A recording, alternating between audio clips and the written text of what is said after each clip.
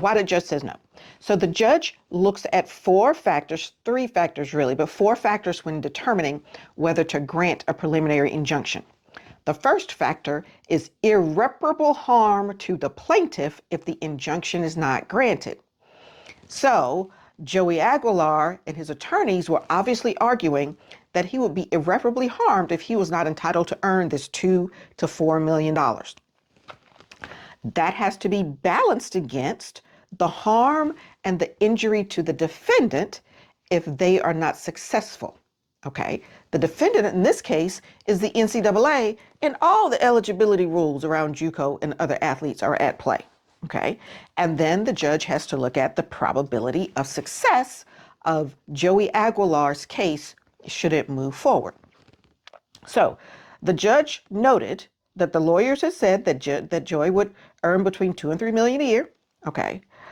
But he also noted, because he's balancing interests, right? Okay, that granting the injunction should, quote, could cause sweeping implications and cause significant ambiguity and uncertainty regarding eligibility rules of the NCAA.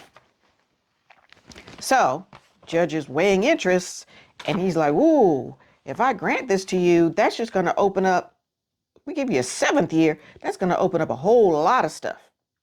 Okay. Now, Joey's attorneys argued that this ruling would only apply to Joey.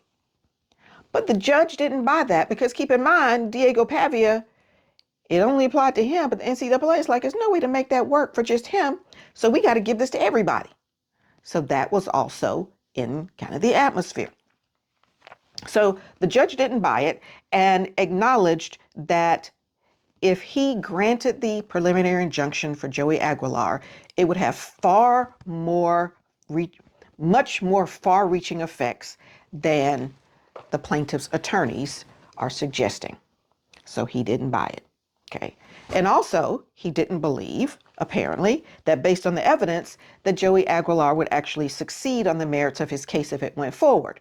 So that's interesting because in granting the TRO, he thought he could succeed on the merits, but when he listened to other additional evidence in the preliminary injunction hearing, he did not agree to that. So Joey Aguilar's done.